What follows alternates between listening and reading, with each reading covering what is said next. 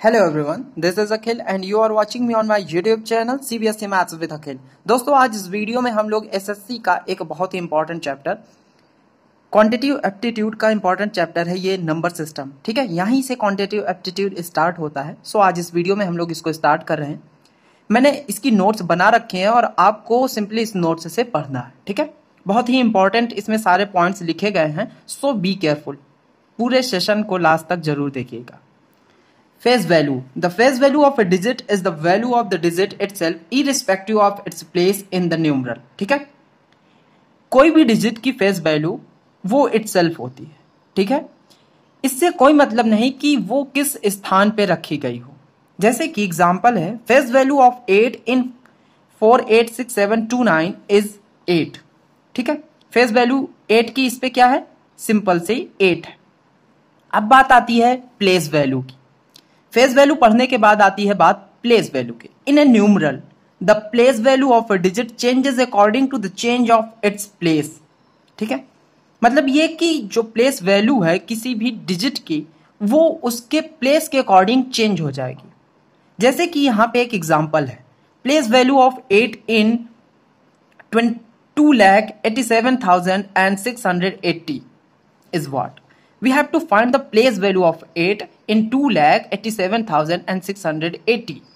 So जो पहला 8 है वो 10,000 प्लेस पे है, 10,000 प्लेस पे है। ठीक है, तो क्या करना होता है कि आपको जो डिजिट हो, जिसकी वैल्यू निकालनी हो, प्लेस वैल्यू निकालनी हो, उसको सिंपली लिख देना है और उसके बाद उसमें 10 टू द पावर उतने से मल्टीप्लाई करना है जितना उसके बाद यहाँ पे नंबर लिखा हो, उतने पावर आपको रेज करने। जैसे कि काउंट करो 1 2 3 4 है तो 4 यहाँ पे हमको 10 की पावर रेज करनी है। सो यहाँ पे कितना आया, 80,000। ठीक उसी तरीके इस वाले 8 की अगर वैल्यू निकालेंगे तो यहाँ पे आएगा 8 और 10 की पावर 1, सो 80। ठीक है, ये रहा प्लेस वैल्यू और फेस वैल्यू का कॉन्सेप्ट। अब आगे बात करते हैं कि नंबर्स कितने टाइप्स के होते हैं और कैसे नंबर्स को हम पहचानेंगे। सो नेचुरल नंबर, सबसे पहला जो टाइप है हमारे नंबर्स का वो है नेचुरल नंबर। इसको काउंटिंग नंबर भी बोलते हैं। So n is equals to 1 2 3 4। n जो सेट है, नेचुरल नंबर को हम कैपिटल N से भी डिनोट करते हैं, ये बात भी ध्यान रखिएगा। 1 2 3 4 यानी कि ये सारे के सारे पॉजिटिव नंबर होंगे और इसमें जीरो इंक्लूड नहीं होता। हमेशा ये कंफ्यूजन बना रहता है क्या नेचुरल नंबर जीरो है या नहीं। तो मैं आपको बता दूं कि जो जीरो है वो नेचुरल नंबर में इंक्लूड नहीं किया जाता है। आगे बात करते हैं अब होल नंबर की। होल नंबर स्टार्ट होता है 0 से और ये इनफाइनाइट तक जाता है। होल नंबर की खास बात है कि इसमें नेचुरल नंबर सारे के सारे आते हैं और इसमें जीरो भी इंक्लूड हो जाता है। यानी कि अगर नेचुरल नंबर में हम जीरो इंक्लूड कर दें तो वो होल नंबर का सेट बन जाता है। 0 is the smallest whole number. ठीक है, 0 जो है वो स्मॉलेस्ट होल नंबर है। Whole number is also called non negative integer. Whole number को नॉन निगेटिव इंटीजर भी बोला जाता है। अब बात आती है इंटीजर्स क्या होते हैं। इंटीजर्स वो सारे नंबर होते हैं जिनको फ्रैक्शन फॉर्म में ना लिखा जाए, मतलब कि ऐसे नंबर जो फ्रैक्शन फॉर्म में ना हो उनको हम इंटीजर्स बोल सकते हैं। इसमें कोई मतलब नहीं कि ये पॉजिटिव है कि निगेटिव है, ये पॉजिटिव भी हो सकते हैं और निगेटिव भी हो सकते हैं। ये माइनस इनफाइनाइट से प्लस इनफाइनाइट का सेट होता है। ठीक है, देखिए जैसे कि यहाँ पे माइनस इनफाइनाइट से सेट चलता चला आ रहा है, -4 -3 -2 -1 एंड जीरो भी इंक्लूड होता है गाइस, 1 2 3 एंड सो ऑन। ठीक है, ये दो टाइप्स के होते हैं। इंटीजर पॉजिटिव यानी कि पॉजिटिव इंटीजर, पॉजिटिव इंटीजर में 1 2 3 4 आता है और निगेटिव इंटीजर में -1 -2 -3 -4 आता है अप टू इनफाइनाइट। ठीक है, अब बात आती है कि जीरो क्या है। तो zero neither positive nor negative integer. Zero ना ही पॉजिटिव इंटीजर है और ना ही निगेटिव इंटीजर है, क्योंकि इस पे साइन का कोई फर्क नहीं पड़ता है। ठीक है, ओके दोस्तों, तो अब और आगे बढ़ते हैं और देखेंगे कि इवन नंबर कैसे नंबर्स होते हैं। Accounting number which is divisible by 2 is called an even number. Simple है, ऐसे काउंटिंग नंबर जो डिविजिबल बाय 2 होंगे वो इवन नंबर बोले जाएंगे। और खास बात ये होती है कि इनकी यूनिट डिजिट में 0 2 4 6 और 8 आता है। ठीक है, अगर ऐसे नंबर्स दिखे जिनके लास्ट में 0 2 4 6 8 दिख रहा है तो आप उसे इवन नंबर बोल सकते हो। ठीक है, ऑड नंबर ठीक अपोजिट होता है, जो नंबर डिविजिबल बाय 2 ना हो। ठीक है, ऐसे नंबर जिनके लास्ट में 3, 5, 9, 7 जैसे नंबर आते हैं तो वो डिविजिबल बाय 2 नहीं होंगे, तो उनको ऑड नंबर बोला जाता है। ठीक है, इवन और ऑड तो समझ आ गया होगा। अब आगे बढ़ते हैं। Prime number. प्राइम नंबर एक स्पेशल टाइप्स के नंबर होते हैं जो कि खुद से डिविजिबल होंगे या फिर 1 से डिविजिबल होंगे। ठीक है, मतलब ये कि ऐसे नंबर जो केवल और केवल 1 से और इटसेल्फ से डिविजिबल हो जाए वही प्राइम नंबर बोले जाते हैं। 1, 3, 5, 7 प्राइम नंबर हमेशा ऑड नंबर होते हैं, ये बात अपने ध्यान में रखिएगा। मतलब इवन नंबर प्राइम नंबर नहीं हो सकता। ठीक है, और क्यों नहीं हो सकता? क्योंकि अगर इवन नंबर होगा तो वो डेफिनेटली 2 से डिविजिबल होगा। सो 1 के साथ साथ वो इटसेल्फ से भी डिविजिबल होगा और 2 से भी डिविजिबल होगा, तो उसे हम प्राइम नंबर की कैटेगरी में नहीं रखेंगे। ठीक है, देखिए कुछ प्राइम नंबर के एग्जाम्पल मैंने लिख रखे हैं 1, 3, 5, 7। अब बात आती है कि प्राइम नंबर हम लोग कैसे पता करेंगे कि कोई नंबर प्राइम नंबर है, क्योंकि इसका तो कोई वैलिड रूल नहीं है कि डायरेक्टली आप देख के बता दो कि ये प्राइम नंबर है। जैसा कि अभी हम लोगों ने ऑड नंबर और इवन नंबर के केस में देखा कि उसके यूनिट डिजिट में इवन नंबर के केस में 0, 2, 4, 6, 8 आ रहा था, तो हमें पता चल जा रहा था कि वो इवन नंबर था। लेकिन प्राइम नंबर के केस में ऐसा नहीं होता है कि उसकी यूनिट डिजिट या फिर टेंस की डिजिट को देख के बताया जा सके। तो उसका एक तरीका होता है कि हमें बार बार डिवाइड करके चेक करना होता है। ठीक है, आइए देखते हैं एक इसका सिंपल सा मेथड जो कि प्राइम नंबर को टेस्ट करने में हमारे लिए यूजफुल होता है। हम लोग कैसे चेक करेंगे कि कोई नंबर प्राइम नंबर है या फिर नहीं है। If p is given number, अगर कोई नंबर गिवन है हमें, find the whole number x such that x is greater than root p। इसको समझने के लिए हमें एग्जाम्पल देखना पड़ेगा। देखिए एग्जाम्पल में बताया गया कि कोई नंबर p गिवन हो, जैसा कि यहाँ पे गिवन है 193, और इसको हमें चेक करना है क्या ये प्राइम नंबर है कि नहीं है। तो हमें क्या करना होगा कि हमें एक ऐसा x चूज करना होगा जो कि इसके रूट से बड़ा हो। समझ आई बात? यानी कि हमें एक ऐसा नंबर चूज करना है जिसका स्क्वायर इस नंबर से ग्रेटर हो। तो यहां पे मैंने जस्ट ग्रेटर हो, ठीक है, आसपास का हमें नाइबर्स का स्क्वायर चेक करना होता है। हमें मिला यहां पे 14, क्यों? 14 का स्क्वायर होता है 196। ठीक है, तो यहां से मिला मुझे 14। आप देख सकते हैं ये 14 जो है 14 का स्क्वायर 196 होता है, 193 से ये ग्रेटर है। अब क्या करना होता है कि 14 जो नंबर ये मिल जाए जैसे ही, उससे बैकवर्ड काउंटिंग आप लिख दो। जैसे ये है 13, 11, 7, 5, 3, 2। अब इनसे डिवाइड करके इनको चेक करो, अगर इनमें से कोई नंबर से ये डिविजिबल हो जाते हैं तो ये फिर प्राइम नंबर नहीं है। अगर नहीं होता है तो सिंपली आपको लिख देना है the number is a prime number. ठीक है, उम्मीद है आपको ये जो मेथड था वो समझ आया होगा। और भी टाइप्स होते हैं नंबर्स के, मैंने अपनी शॉर्ट नोट्स में नहीं लिख रखे हैं। इसका भी एक रीजन है, क्योंकि जो बाकी टाइप्स है वो इतने इंपॉर्टेंट नहीं है। ठीक है, फिर भी हम आपको थोड़ा थोड़ा बता दे रहे हैं। देखिए इस बुक में कई सारे टाइप्स और भी गिवन है। जैसे कंपोजिट नंबर्स क्या होते हैं? Composite number are non prime number, non prime natural number, they must have at least one factor apart from one and itself. ऐसे नंबर जो डिविजिबल हो 1 से और इटसेल्फ हो, उसके बाद एटलीस्ट वन नंबर और मिल जाए जिससे वो डिविजिबल हो जाए, जैसे कि 4, 6, 8, 9। ठीक है, co prime number, 2 natural number are said to be co prime number if their common divisor is 1, जैसे कि 7 एंड 9, 15 एंड 16 एटसेट्रा। ठीक है, फिर आते हैं rational number, a number that can be expressed in the form of p by Q. ऐसे number जो p by Q के फॉर्म में लिखे जा सके उन्हें हम रेशनल नंबर बोलते हैं।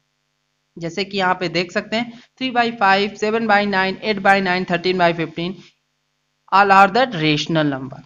इरेशनल नंबर कौन से नंबर होते हैं? ऐसे नंबर जिनको हम p बाई क्यू के फॉर्म में ना लिख सके, उनको इरेशनल नंबर बोलते हैं, जैसे कि √2, √3, √7, √11 etc. Pi is an irrational number as 22/7 is not the actual value of pi but it is the nearest value. ठीक है, तो पाई को भी हम इरेशनल के कैटेगरी में रखते हैं। फिर सबसे इंपॉर्टेंट एक पार्ट आता है real number. Real number include both rational and irrational number, they are denoted by R. ठीक है, रियल नंबर सभी नंबर का कलेक्शन होता है, इसमें सारे नंबर्स आ जाते हैं। ठीक है, जैसे कि 7/9, √2, √5, पाई, 8/9, 1, 2 कुछ भी हो सकते हैं रियल नंबर्स। ठीक है, अब हम लोग वीडियो में आगे बढ़ते हैं और बात करेंगे डिविजिबिलिटी टेस्ट की। सबसे पहले हमें डिविजिबिलिटी टेस्ट 2 की पढ़नी होती है। तो इसका मतलब क्या, डिविजिबिलिटी टेस्ट का मतलब क्या है? मतलब ये कि अगर कोई नंबर डिविजिबल बाय 2 है तो उसको हम कैसे पहचानेंगे, उसके कुछ ट्रिक्स हैं, उन्हीं को यहाँ पे लिखा गया है। यूनिट डिजिट में अगर 02468 आए, जैसे कि मैंने आपको पहले बताया, तो वो डिविजिबल बाय 2 होता है। बाई 3 के लिए सभी जो डिजिट है उनका सम हमें करना होता है। अगर हमें डिविजिबिलिटी बाई 3 चेक करनी है तो जो भी नंबर गिवन होना उसका सम करो, उसके सारे डिजिट्स का सम करो, और वो सम अगर डिविजिबल बाई 3 हो जाता है तो वो नंबर भी डिविजिबल बाई 3 होगा। जैसे कि 1233 ये नंबर हमें गिवन है 1233, तो 1 + 2 + 3 + 3 करेंगे तो हमें क्या मिलेगा, 9, और 9 डिविजिबल बाई 3 है, सो ये जो नंबर भी है वो भी डिविजिबल बाई 3 होगा। 156, 1 + 5 + 6, 6, 5, 11, 1, 12, और 12 को हमें पता है कि 12 डिविजिबल बाई 3 होता है, सो 156 भी डिविजिबल बाई 3 होगा। फिर बाई 4 की बात करेंगे, ऐसे नंबर जो कि डिविजिबल बाई 4 होंगे तो उनके जो टेंस और वंस का डिजिट फॉर्म होगा, टेंस और वंस के डिजिट से जो नंबर फॉर्म होगा वो डिविजिबल बाई 4 होना चाहिए। ठीक है, मतलब ये कि वो सारे नंबर डिविजिबल बाई 4 होंगे जिनके टेंस और वंस से बना हुआ नंबर डिविजिबल बाई 4 होगा। ठीक है, ये तो सिंपल है। उसके बाद फिर बात आती है डिजिट डिविजिबिलिटी बाई 5 की, तो सिंपल है, 0 और 5 आना चाहिए यूनिट डिजिट में। फिर 6 की, 6 के लिए जो डिविजिबिलिटी टेस्ट है उसमें हमें 2 और 3 का चेक करना होता है। ऐसे नंबर जो 2 और 3 से साइमल्टेनियसली डिविजिबल हो जाते हैं उनको हम 6 से डिविजिबल बोलेंगे। जैसे कि 12 है, 2 से भी डिविजिबल है और 3 से भी डिविजिबल है, और आप देख पा रहे हो कि 6 से भी वो डिविजिबल हो जाता है। फिर बात आती है 7 की। A number is divisible by 7 when the difference between twice the digit at one's place and the number formed by the other digit is either 0 or a multiple of 7. ये थोड़ा सा कॉम्प्लिकेटेड केस है। 7 की divisibility check करना थोड़ा सा complication create करता है। जैसे 658 एक एग्जाम्पल से हम समझेंगे तो आसानी से समझ आएगा। हमें इसके डिविजिबिलिटी में क्या करना होता है, जैसे कोई नंबर गिवन होना तो उसका यूनिट डिजिट को आपको पिकअप करना है, इसको पिक करो, इसका ट्वाइस करो, और इसके बाद जो भी नंबर हो उससे फॉर्म डिजिट में से इसके ट्वाइस किए गए नंबर को सब्ट्रैक्ट कर दो। जैसे कि यहाँ पे बना 65 और 8 का ट्वाइस करने पे हमें मिला 16, 65 - 16 49। अगर ये नंबर 7 से डिविजिबल हो जाए या फिर 0 आ जाए तो हम क्या बोलेंगे, ये भी नंबर 7 से डिविजिबल है। आगे बढ़ते हैं, बाई 8 को चेक करेंगे, लास्ट 3 डिजिट डिविजिबल बाई 8 हो जाए। जैसे 4 में क्या था, लास्ट 2 डिजिट था, लास्ट 2 डिजिट अगर 4 से डिविजिबल है तो 4 से पूरा नंबर डिविजिबल होगा। उसी तरीके लास्ट 3 डिजिट अगर 8 से डिविजिबल है तो पूरा नंबर 8 से डिविजिबल होगा। 9 में क्या होता है, sum of all digit divisible by 9, सारे के सारे जो सम हैं डिजिट्स के, जैसे कि 3 में हुआ करते थे वो 3 से डिविजिबल होने पे 3 से डिविजिबल हो जाता था, यहाँ पे 9 को डिविजिबल करने पे 9 से डिविजिबल होना चाहिए। ठीक है, फिर 10 की बात आती है कि 10 से डिविजिबल वही नंबर होंगे जिनके लास्ट यानी यूनिट डिजिट में 0 आएगा। 11 की बात आती है, तो 11 का जो केस है वो समझना बहुत ही इंपॉर्टेंट है। आइए हम आपको समझाते हैं, और थोड़ा सा कॉम्प्लिकेटेड ये भी है, जस्ट लाइक 7 था। इसमें क्या करना होता है, sum of digit at even place, हमें इवन प्लेस पे रखे हुए सारे डिजिट्स का सम निकालना होता है और ऑड प्लेस पे भी रखे हुए सारे डिजिट्स का सम निकालना होता है। जैसे कि इवन प्लेस और ऑड प्लेस हम किधर से भी चेक कर सकते हैं, इसको आप नंबरिंग कर सकते हैं 1 2 3 4 5 6 7, ठीक है। अब आपको सारे इवन नंबर्स वाले पिकअप करने हैं डिजिट्स, जैसे कि है 2, ये 4, इसके बाद फिर ये 6 वाला, बस ये 3 डिजिट हैं हमें जो कि इवन नंबर पे प्लेस्ड है, इनका सम करो, यानी कि 8 + 5 + 2, ये इवन डिजिट वाले सम हुए। ठीक उसी तरीके ऑड वालों को करना है, यानी कि 3 + 4 + 6 + 2, इन दोनों का सम आपको निकालना है, ठीक है। 8 2 10 5 15, और ये क्या हुआ 4 3 7 और 7 6 6 12 1 13 13 2 15। आप देख पा रहे हो कि दोनों इक्वल आ गए, इसका मतलब ये जो नंबर है वो डिविजिबल बाय 11 है, ठीक है। अगर ये सम इक्वल आ जाते हैं तो ये जो नंबर होता है वो डिविजिबल बाय 4 होता है, या फिर इन दो ये जो सम है इसका डिफरेंस डिविजिबल बाय 4 हो जाए। जैसे कि यहाँ नेक्स्ट क्वेश्चन में आपको देखना है, इसमें भी 1 2 3 4 5 6, ठीक है। प्रैक्टिस करते करते आप भी इसमें प्रो हो जाएंगे। देखो ये इवन वाले हम सबसे पहले पिकअप करेंगे, तो मुझे मिला 8 + 7 + 2, ठीक है, यहां से मिला 17। अब फिर से ऑड वाले 2 + 3 + 1, यहां से मिला 6।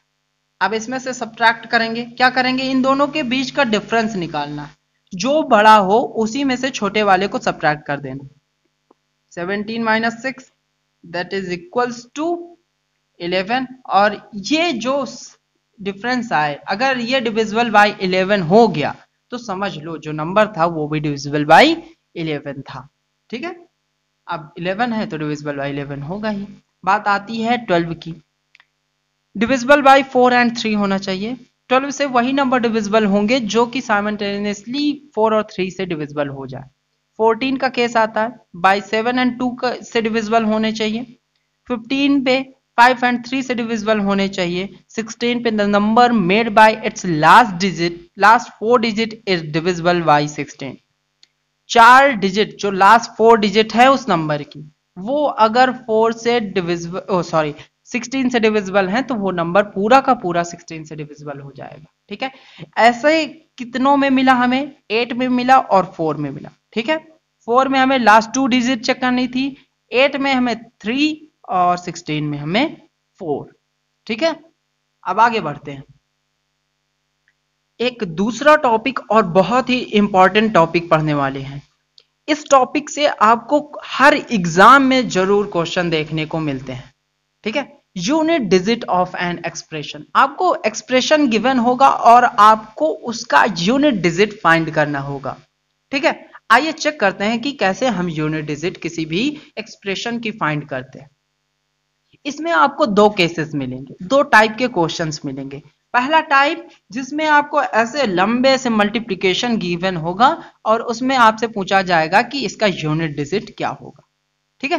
तो आपको सिंपली कुछ नहीं करना है, जितने भी इसके केवल और केवल unit digit to unit digit multiplication करना है। जैसे 7 × 1, 7 × 1 इज इक्वल्स टू 7, फिर यहां से मिला ना 7, इस 7 को इसमें मल्टीप्लाई करो, 7 × 9 63।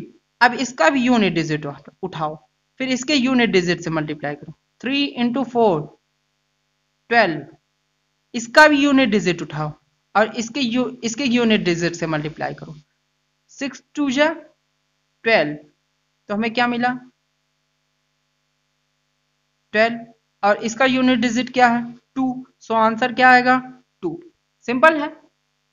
इसी तरीके हम जितने भी एक्सप्रेशन मिल जाए, चाहे जितना लंबा मिल जाए, केवल और केवल उसके यूनिट डिजिट को मल्टीप्लाई करते हुए चले जाना है। फिर से मैं आपको इसको रिपीट कर दे रहा हूं, जैसे मैंने यहाँ पे क्या किया, इसका यूनिट डिजिट पिक किया और इसके यूनिट डिजिट से मल्टीप्लाई किया, 7 × 1 मुझे आंसर मिला 7। अब 7 को इसके यूनिट डिजिट से मल्टीप्लाई किया 63, 63 से अब 4 को नहीं मल्टीप्लाई करिए, फिर से इसका यूनिट डिजिट पिक करिए, फिर से इसके यूनिट डिजिट से 4 पे मल्टीप्लाई करिए, फिर मिलेगा आपको कोई नंबर, फिर इसके यूनिट डिजिट को पिक करिए, फिर इसके यूनिट डिजिट से मल्टीप्लाई करिए।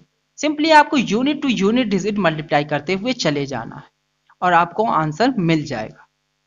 फिर सेकंड टाइप आता है जिसमें कोई भी नंबर किसी पावर में गिवन होती है, जैसे कि यहां पे है a to the power b के फॉर्म में अगर कोई नंबर गिवन हो, तब आप उसको कैसे उसका यूनिट डिजिट बताएंगे। इसमें भी 2 केसेस बनते हैं, इसमें 2 नहीं, इसमें 4 केसेस बनेंगे। ठीक है, फिलहाल हम सबसे पहले स्टार्ट करते हैं इसको। इसके केस आपको चारों प्रॉपरली याद होने चाहिए, तभी आप इसको फाइंड कर पाएंगे, क्योंकि इसमें कंपेयर करना होता है। ठीक है, देखिए कोई नंबर मान लेते हैं जो कि a to the power b के फॉर्म में हमें गिवन है और बोला गया हमें कि इसका यूनिट डिजिट आप फाइंड करके बताओ। तो आपको सबसे पहला चीज क्या चेक करना है? सबसे पहले आपको ये चेक करना है कि ये जो b है क्या ये डिविजिबल बाय 4 है या फिर नहीं है। अगर ये डिविजिबल बाय 4 है, देन आपको फिर से चेक करना है कि जो यहां पे इसका बेस है ये इवन नंबर है या फिर इवन नंबर नहीं है, यानी कि ऑड नंबर है। अगर a इवन नंबर है और ये 4 से डिविजिबल है, b 4 से डिविजिबल है और यहां पे जो इसका बेस है वो इवन नंबर है, देन उसका डिजिट 6 होगा। कुछ भी नंबर हो, इससे कोई मतलब नहीं आपको। ठीक है, आपको क्या चेक करना है कि जो b है वो डिविजिबल बाय 4 होना चाहिए और a जो हो वो इवन नंबर हो। देन आप सिंपली आपको 6 मार्क करके चले आना है। अगर ये नंबर जो इसके बेस का नंबर है यानी कि जो a है वो अगर ऑड हो जाता है तो आपको 1 लगाना है, तो उसका यूनिट डिजिट 1 हो जाएगा। ठीक है, केस नंबर 2, अगर b से जो b है वो 4 से डिविजिबल नहीं है, या 4 से डिविजिबल होगा या नहीं होगा। अगर होगा तो ये चेक करिए, अगर नहीं होगा तो आपको यहां आना है। अगर नहीं होता है तो क्या करें, आपको सिंपली उस b को 4 से डिवाइड कर देना है। ठीक है, आप जैसे ही b को 4 से डिवाइड करेंगे आपको कोई ना कोई रिमाइंडर मिलेगा, क्योंकि वो कंप्लीटली डिविजिबल बाय 4 नहीं है। जो रिमाइंडर मिले आप उस बेस की पावर अब उस रिमाइंडर को लगा दीजिए। ठीक है, और आपको ये वैल्यू सॉल्व करनी है और इसकी जो भी वैल्यू, जो भी आंसर आए, उसका जो यूनिट डिजिट होगा वही इसका यूनिट डिजिट होगा। ठीक है, फिर आगे बढ़ते हैं। और एक सिंपल सा मेथड भी है। सिंपल सा मेथड ये आपको मोर इजीली इन सारी चीजों से क्वेश्चन को सॉल्व करने में हेल्प करेगा। If the unit digit of a is 4, 1, 5 and 6, अगर गलती से जो ये a नंबर है इसका यूनिट डिजिट 0, 1, 5 एंड 6 मिल जाए आपको, तो सेम टू सेम मार दो, यही आपका आंसर होगा। यही सेम टू सेम आपका यूनिट डिजिट लेके आएगा। इसकी पावर कितनी भी लगा दो, इससे कोई मतलब नहीं है। Case number 4, if unit digit of a is 9 and the power is even, then the unit digit will be 1.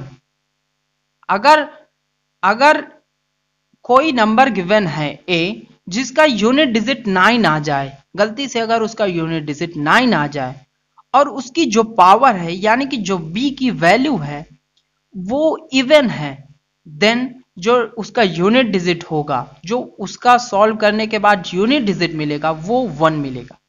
अगर पावर ऑड है तो आपको 9 लगाना है। ठीक है, तो ये चारों केसेस को आपको समझने हैं। अगर नहीं समझ आया तो वीडियो को रिमाइंड करिए और फिर से देखिए और समझने की कोशिश करिए। आज के इस वीडियो में हम इतना ही सीखेंगे। नेक्स्ट वीडियो में इसी चैप्टर के हम लोग क्वेश्चंस प्रैक्टिस करेंगे, तो नेक्स्ट वीडियो बिल्कुल स्किप मत कीजिएगा। और अगर आप यहां तक देख लिए हैं इस वीडियो को तो प्लीज चैनल को सब्सक्राइब करिएगा और वीडियो को भी लाइक करिएगा। Thank you.